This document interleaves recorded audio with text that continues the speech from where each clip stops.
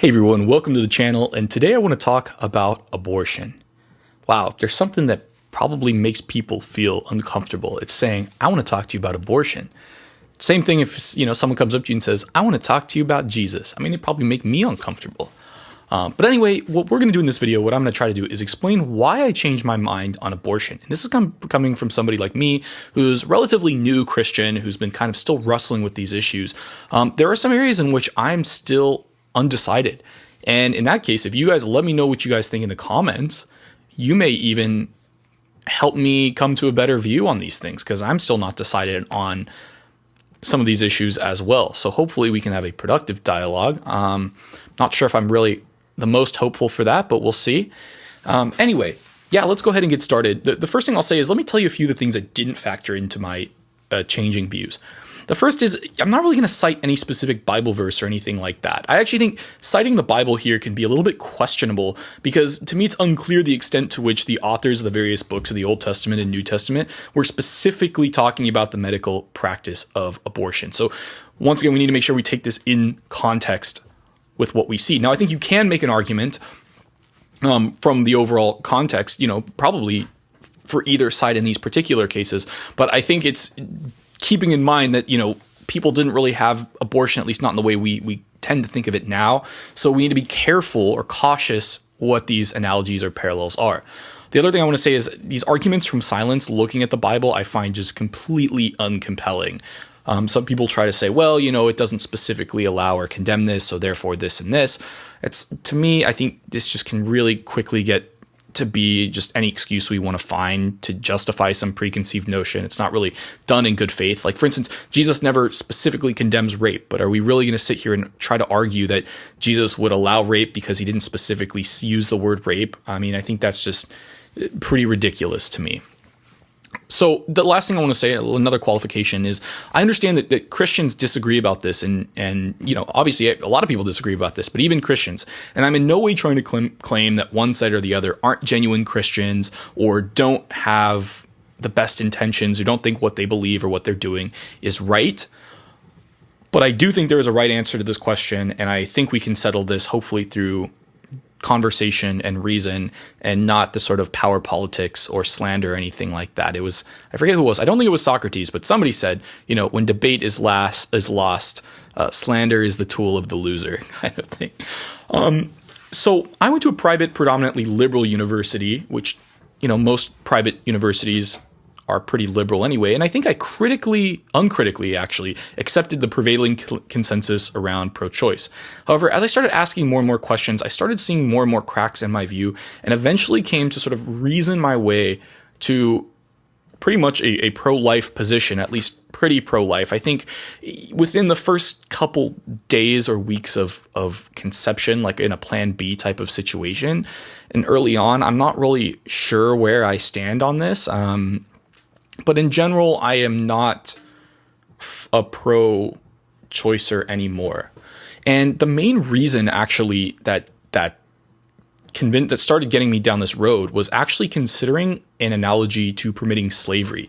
And I had to genuinely and honestly ask myself the question, would my reasons for permitting abortion under basically the basis of autonomy, would that reasoning also extend to permitting slavery?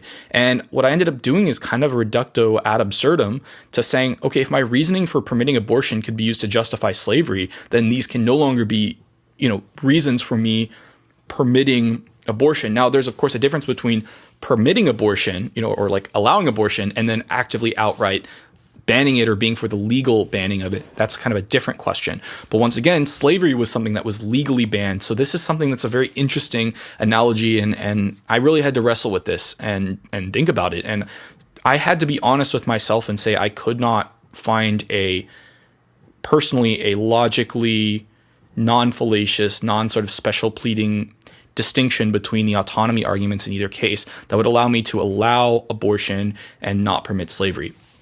So first, let's consider the popular pro-choice slogan, "My body, my choice." Now, don't get me wrong, the pro-life side has plenty of equally unhelpful slogans, but consider this slogan in the context of a slavery argument, right? My property, my choice. Is this going to work for slavery?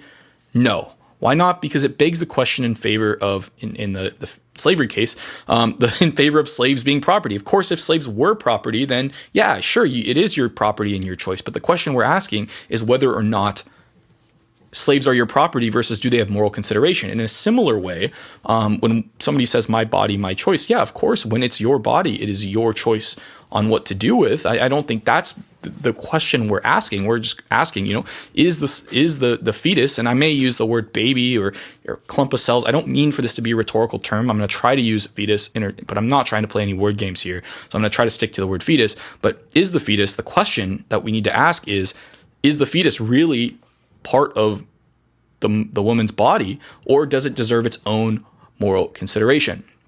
And this comparison to slavery is going to come up again and again. For instance, some people say only pregnant mothers should have a say about their abortion. But then again, would we say, that's like arguing only slaveholders get to weigh in on slavery?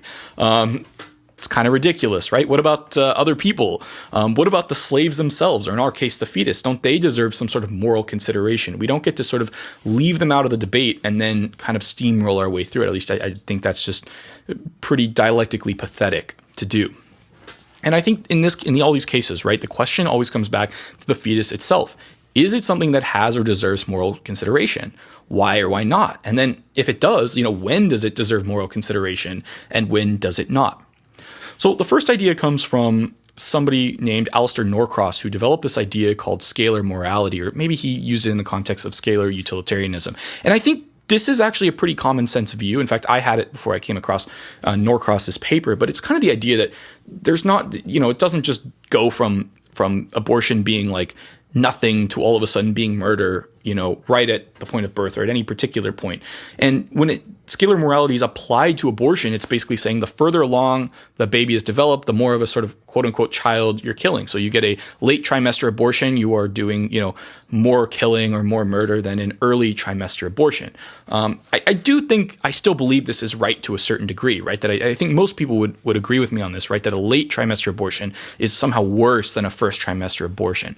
But notice here how birth, it's not really right. It doesn't seem to make sense to say, all right, one day before the baby's born, you could kill it or terminate its life, and that would be fine. And you could even we'll provide a procedure for you that's legally protected, and you do this one day after, and you're now a criminal. There are people, I think Peter Singer is one of them, who argues that toddlers. He kind of takes his view to the logical ends and say, I think we should be able to kill toddlers too for kind of the same reason. And he's trying to be as consistent as possible. I find this really uncompelling, but I guess in some ways I respect him for trying to be as consistent as possible. I assume most of you will not find that very compelling, but perhaps you do. And if so, or if not, let me know. As a result, if birth isn't right, the question is, where in this point of the baby being developed, does it deserve moral consideration?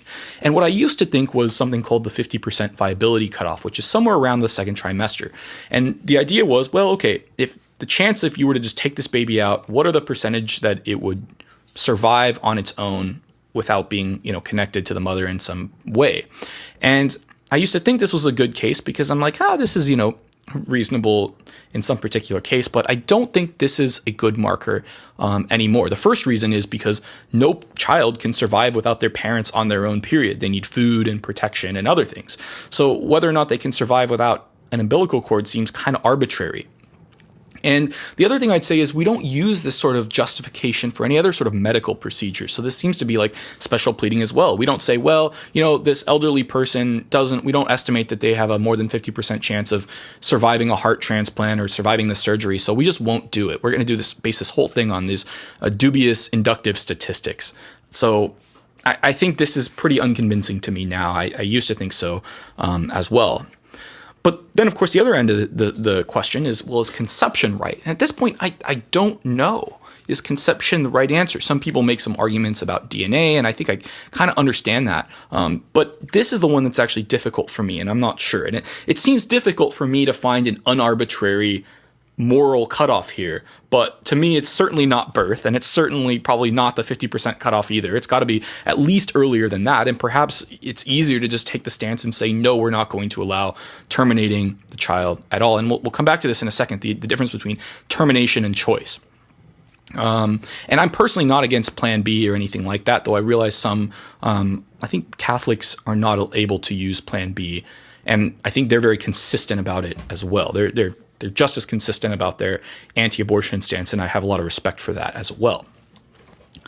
So let's take a look at this sort of pro-life versus pro-choice thing. The first is to note, of course, pro-choice isn't necessarily for killing fetuses any more than pro-life is against bodily autonomy. This is the mud that gets thrown around. Oh, you're for killing babies. You're against a woman's rights to choose, these sorts of things, despite the fact that these rights, these idea of human rights often are justified on very dubious things. Jeremy Bentham, we'll talk about later, or maybe we won't talk about Jeremy Bentham. I think I took this part out, but he called rights, the idea of human rights, just nonsense.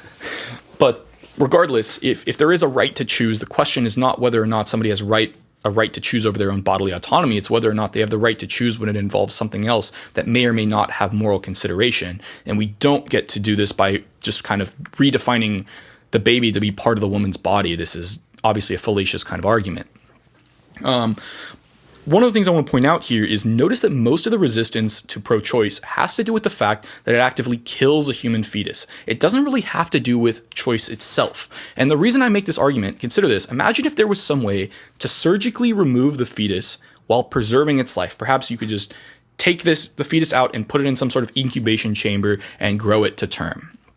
In fact, I presented this argument to one of my friends who's Catholic, and he said, I think the Catholic Church would even allow this if it was available. And I don't even think the Catholic Church allows IVF. So that was kind of an interesting thing to hear. Now, we don't have the technology to do this, obviously. But in this case, would abortions that terminate the life of the child still be allowed if there was the technology to preserve the fetus's life? And if the answer is no, we would ban it because this technology, because the thing that's wrong about abortion isn't about choice, it's about the fact that it's killing the child. If it really was just a clump of cells, then a child saving abortion and a child terminating abortion should be equal in terms of their moral weight. But the fact that if they both were to exist, there would be some difference between them, one that preserved the life of the child, one procedure that did and one that didn't, or the baby or the fetus or whatever you'd like to call it. I think that points us in the direction that there's more, it has less to do with choice and more to do with the actual fact that the pro-choice side is allowing the choice to actually terminate the life of something that the pro-choice side believes deserves moral consideration. And I think this could be taken to other extremes too. Suppose there was no way for a man to perform an abortion who didn't want to have a child without taking the life of the mother. Would he somehow be justified or permitted taking two lives, the life of the mother and the life of the fetus, just because he couldn't afford it or didn't want it? I think we would obviously say, no, this isn't crazy. But now we have the technology to do this. So obviously a man who doesn't want to have a child is not justified killing the mother and killing the child. And I think as a result, it seems like just because we don't have the technology yet, or may never have it, to be able to preserve the life of the child and still have the choice part, doesn't justify the part that's actually taking the life of the fetus. So I think that's particularly where the issue, I believe, in pro-choice is. It's not about choice per se. It's about terminating the life of something that the pro-choice people believe deserves moral consideration. Now, the pro-choice side bases their ethics or their sort of justification for pro-choice on the idea of personal agency. And there comes to be this idea that personal choice should triumph. But I think this ends up leading to pro-choice in a place they probably don't want to go. So consider the following logic. This is from Robert L. Hubeck.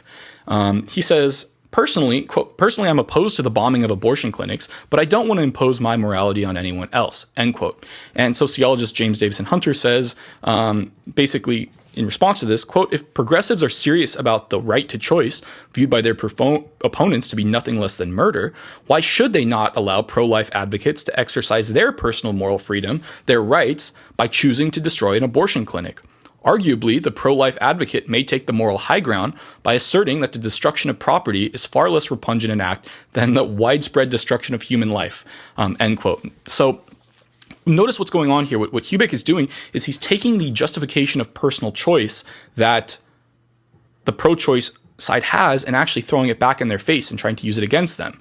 I think what this calls out to is the fact that personal choice enough is not enough to ground morality, because you could use personal choice to argue that somebody should have slavery by just defining away slaves as property. And similarly, I'm pretty sure most pro-choice people would be opposed to the bombing of abortion clinics. And when this book was written, that this is cited from, this is Culture Wars, there actually were people who would firebomb abortion. They would do these rescues. They would destroy property on these grounds that they thought that was perhaps less morally abhorrent than what was going on inside of it. And to be honest, I kind of understand their logic. I don't think I'd actually go out and do anything like this, but I really understand it.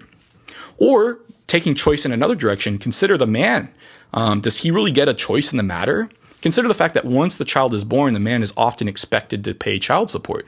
Does he have any choice or right to choice while the fetus is inside of the woman? And perhaps we should ask the question, why is the fetus and its potential life completely up to the agency of the woman?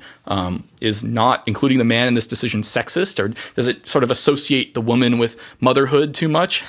And then, of course, once again, what about the fetus itself? Does it have any right to choose in this particular context? I think this is where the question gets to be a little bit difficult.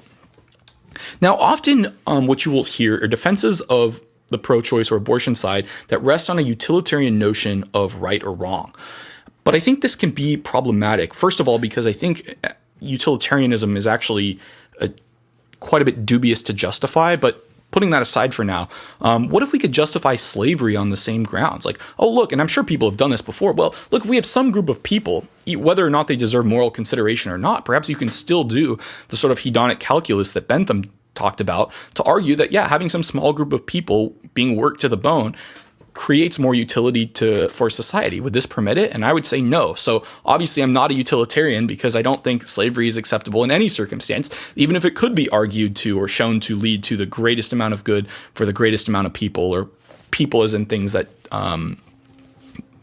deserve moral consideration. So if I want to say no to these utilitarian-based arguments for slavery, I need to be consistent and deny it for abortion as well. And as a result, this is really what it came down to. I really wanted to be a sort of pro-choice kind of person, but I couldn't in good conscience object to slavery and permit abortion without sort of playing logic games and playing these definition games. Consider also utilitarianism with respect to toddlers. Would parents be justified dropping their toddler off at a place that just took their life because they're worried about it being a financial burden or a financial burden on society? And I think this might be potentially Peter Singer's view. I would argue no. So if I'm against toddler, why does it make a difference that the child is inside of the mother and connected by an umbilical cord? I just don't find this utilitarian-based argument all that compelling. Or, you can argue this with anyone. Consider if we could kill our elderly, homeless, or other sort of quote-unquote undesirables by a similar utilitarian argument. I just really don't think this is I don't think there's any way around this without sort of special pleading here. And yeah, I think the other point to mention here, right? Alistair McIntyre argues that utilitarianism was bound to fail because it tried to sort of argue that morality could be found from reason or science alone. And even if there are elements of reason and science that factor very heavily into morality, there's more that needs to be done to make a cohesive view. Now I want to talk a little bit about agency. So the vast majority of abortion cases involve a couple willfully engaging in an act whose purpose, either designed by God or designed by natural selection, if you don't believe in God, is to create offspring. I don't think there's really much debate about this, that the purpose, either God created or natural purpose, and we need to be careful not to necessarily assign a moral purpose, but the design of this is to create offspring. So, couples can choose to use birth control if they wish, but of course there's still a risk that the result of this will be a child. So as a result, I think one could argue that pro-life people are sort of pro-choice in the sense that they are for people choosing to be responsible about sex and assuming the risks if they do take it on. And I'll say one of the reasons I was pro-choice was I did not want to have to pay child support for unwanted children. I didn't want it to be a financial burden on myself. But once again, my desire not to pay for something is not necessarily enough to make this a moral thing. I don't just get to say morality is defined by what makes me happy. I think morality makes stricter demands and other ought-based claims, and sometimes it demands us to do things that we don't want to do, and that's something I just had to admit. And I think this could be one of the problems potentially is I think sometimes people who make this sort of argument that, oh, well, people are going to have sex or these sorts of things. They see people as animals that are unable to control their own sexual impulse. And I think, people often choose to have sex. Now, you can argue there are cases like rape where it's a little bit more complicated. But in a lot of cases, yeah, people are choosing to have sex. And that just is what it is. And I think here the rape argument is difficult because, once again, the question is whether or not the fetus has moral consideration. Just unless you're fine killing a toddler was conceived because of rape, I think it's difficult to say that, the child is a child regardless of whether it was conceived by rape or not. And as a result, I don't see what the symmetry breaker is. Perhaps somebody here can help me understand this a little bit more. So where do Christians factor into all this? Well, I do believe that the pro-life side is really the side that I believe is the most consistent with Christianity. But Christians on all sides can certainly do better, both in terms of dialogue and in providing support to new mothers. One Christian said it like this, quote, "On a matter such as abortion, Christians have little ground from which to speak if they are not first caring for the needs of young women with unwanted pregnancies," end quote. So, unfortunately, this is a topic that is understandably very heated, and it can be difficult to find charitable and fair resources on it. But the one that I really want to recommend is sociologist James Davison Hunter's book, Before the Shooting Begins. In fact, that's a sequel to his book, Culture Wars. His book, Culture Wars, is like the book that defined, whenever you hear people talk about the culture war, that is the book people are referring to that sort of coined it in its modern usage. It's a fantastic book. It's just incredible book. Before the Shooting Begins takes a lot of the ideas from culture war and applies it specifically to the abortion debate. And it is an exhaustive book. I still don't know where Hunter stands when it comes to abortion. And I mean that in a very positive light because that's how unbiased I found the book, to the point where I'm like, I don't know whether he agrees with this or not, because he is calling out people who are both pro-choice and pro-life for not engaging in productive dialogue and other sorts of things. So definitely check that out if you're interested. You could, of course, jump right to Before the Shooting Begins, but I'd recommend you start with Culture Wars first. First of all, because it's just a super important book and it's really well written and really well researched, but also because it is sort of the prequel that lays the groundwork. And also, Rebecca McLaughlin's has a chapter in her book, Confronting Christianity, that talks a little bit about abortion as well. And I think she's very fair. I think it's very difficult to have these sorts of conversations where people are being fair and charitable, especially around abortion. So whenever I find these resources, I really like reading them and hearing different perspectives. And let me know in the comments. Let me know if there are other resources you can think of. I'm hoping to have a productive discussion, but let me know what you think, and I will see you in the next video.